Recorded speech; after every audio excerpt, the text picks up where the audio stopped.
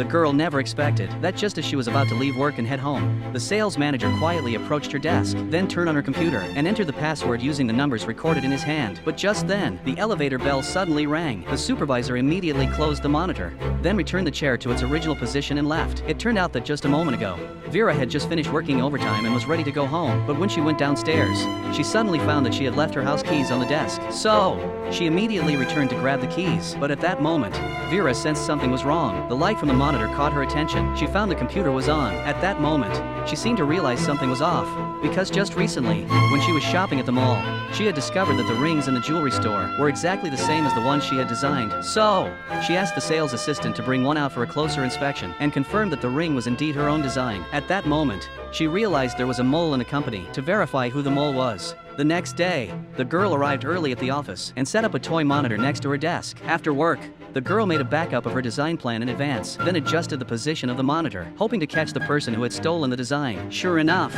after everyone had left, the supervisor quietly came to the girl's desk again, entered the password using the numbers recorded in his hand, successfully unlocked the computer, then stole the girl's design plan. Even worse, after stealing the data, she formatted Vera's computer. But what he didn't expect was that all of this had been recorded by the little panda right in front of him. It turns out that the reason the supervisor did this was because, during an important company meeting a month ago, Vera had mentioned that the new jewelry she had designed sold out in every store on the first day of release. However, when the sales department's report was presented, it showed that only 10 pieces of the new jewelry were sold. This left the girl in disbelief. So, she detailed the situation during the company meeting, explaining to the boss how she had discovered rings in the jewelry store that were exactly the same as her designs. At that moment, the sales department supervisor lost his temper. She thought Vera was deliberately causing trouble and making excuses for her failed product design. So, she directly suggested that the design department take over the marketing plan for the next month. The big boss also shared his opinion, setting a 1-month deadline and declaring that the highest profit earner would win. The girl immediately agreed, but the supervisor added a condition. If anyone lost,